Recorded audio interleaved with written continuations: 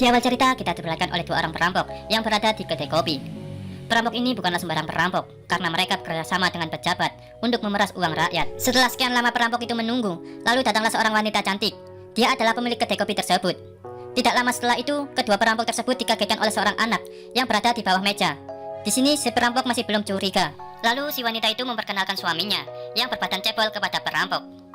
Di sini perampok itu semakin bernafsu dan menyuruh asistennya untuk membunuh suaminya. Si anak yang melihat ayahnya meninggal, dia pun sangat marah. Ternyata anak tersebut adalah siluman laba-laba yang dapat berubah wujud menjadi manusia.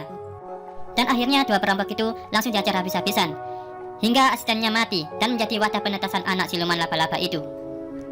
Tak berselang lama, datanglah seorang misterius yang memakai baju serba putih.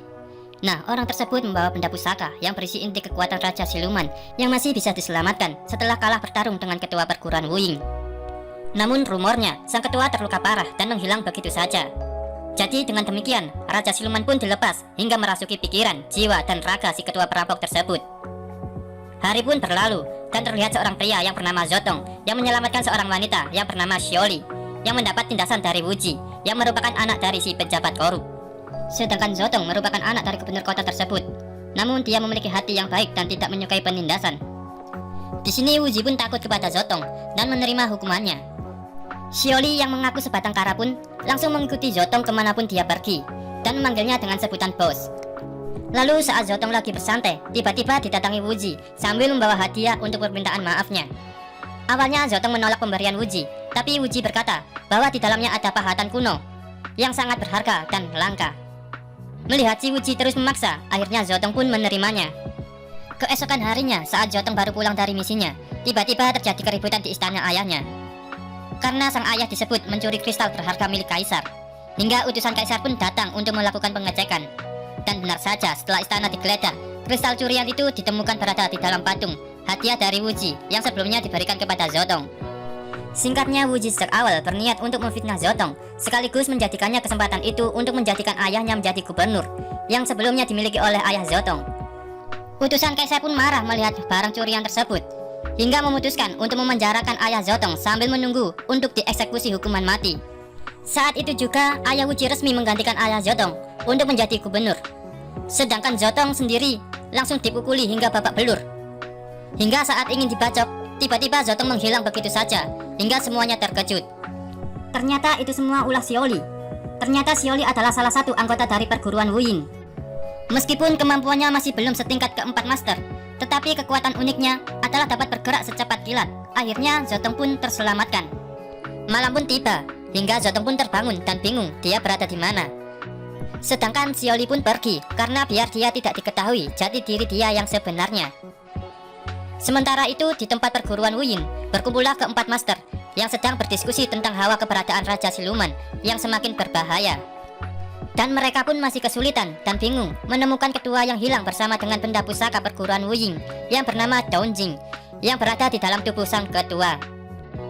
Karena hanya dengan itulah mereka bisa mengalahkan Raja Siluman yang mungkin bangkit dengan tubuh aslinya.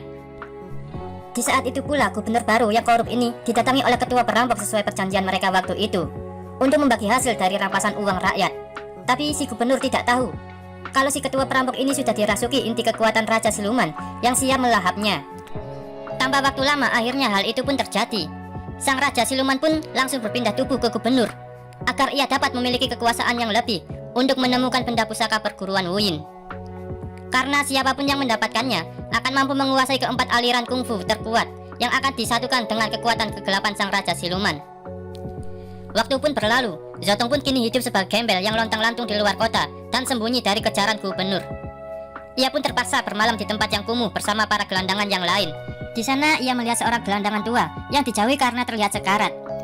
Zotong yang baik hati akhirnya mendekatinya dan memberikannya minum, lalu menggotongnya ke dekat perapian agar lebih hangat. Namun tak lama kemudian, yang terjadi di luar dugaan, gelandangan tersebut menjadi batu dan musnah.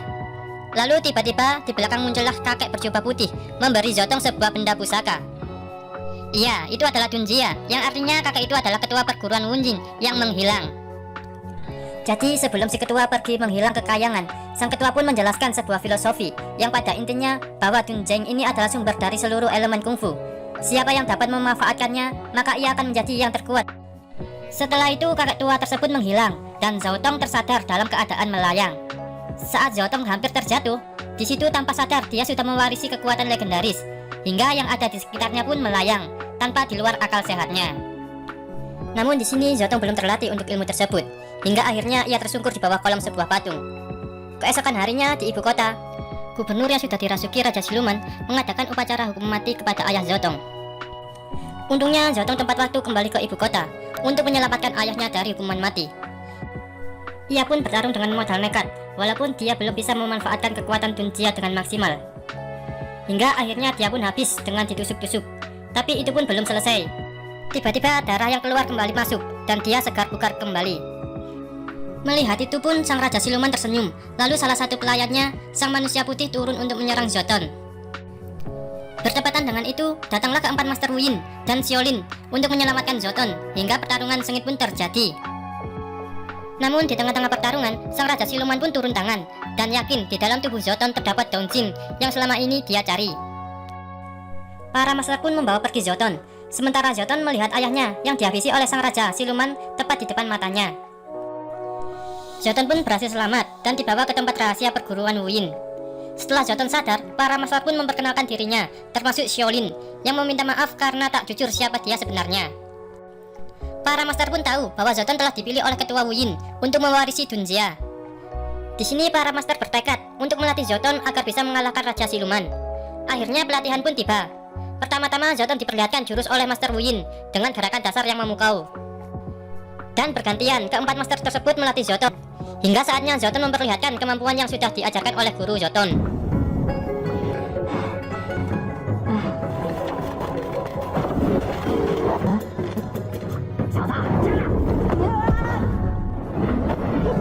Melihat Zoton yang tidak berbakat, para master pun meragukan keputusan ketua Wu Yin yang memilih Zoton karena kemuliaan hatinya. Hari demi hari pun berlalu, Zoton pun terus melanjutkan latihannya, hingga tanpa sadar dia sudah menyelesaikan semua pelatihannya. Hingga saat itu hujan lebat, Zoton pun mampu menghentikan air hujan tersebut tanpa susah payah. Pada suatu malam, Zoton pun mengingat dendamnya pada Wu Ji. Bekal kesaktiannya, Zoton pun berhasil menerobos ke tempat Wu Ji dan menghabisi semua pasukan yang melindunginya, dan Wu Ji pun tewas dengan kekuatan Zoton. Saat Zoton berjalan keluar, di situ ada Raja Siluman yang menyambut kedatangan Zoton dan juga manusia putih yang selalu setia bersamanya. Namun saat ini pun manusia putih sudah bukan tandingannya, hingga dengan mudah ia menghabisi manusia putih tersebut. Setelah itu Zoton dengan percaya diri menyerang Raja Siluman, namun disitulah keberuntungannya berakhir. Raja Siluman langsung menangkapnya dan memaksa Dun Jia keluar dari tubuh Zoton.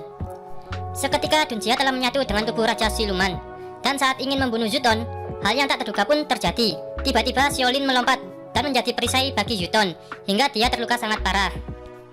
Seketika Zoton merasa sangat sedih, dan saat itu pula dia mengeluarkan jurus Kabur no Jutsu dengan kecepatan tinggi sehingga dia dapat lolos dari Raja Siluman.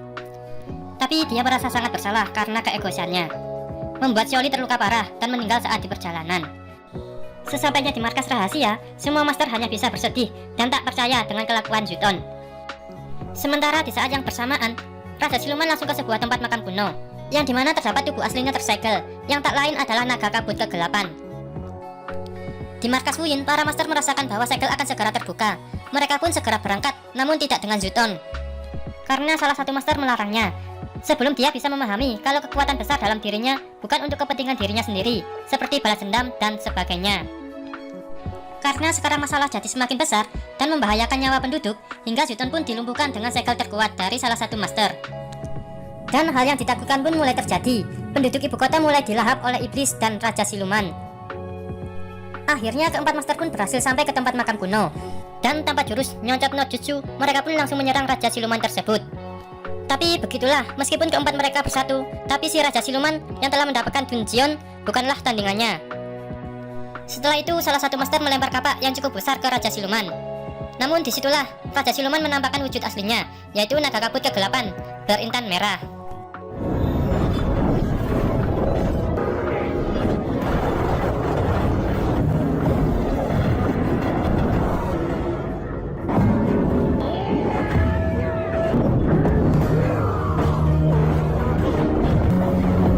Dan pertarungan semakin seru dan menegangkan. Mereka semakin terpojok, dan saat mereka mau dilahap oleh Raja Siluman, tiba-tiba datang bola api yang dengan cepat membuat musuh terkuat mundur dan para master terpental. Iya, itulah Yutong yang langsung mengamankan para gurunya. Pada akhirnya Yutong telah datang dan mengetahui hakikat dan kekuatan yang ia miliki. Dan hatinya telah damai menerima kenyataan. Oleh sebab itu, bekas kekuatan dunia yang telah bersamanya dalam dirinya kembali terlahir dan menjadi lebih kuat dari sebelumnya. Jadi dengan itu pertarungan Yutong yang telah mencapai level tertinggi dengan Raja Siluman pun dimulai.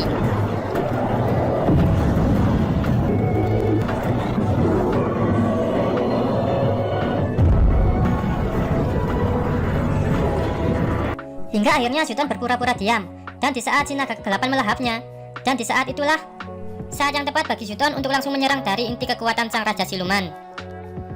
Hingga Yutong membuat semakin mengecil dan menyegelnya dengan yang lebih kuat ke makam kuno.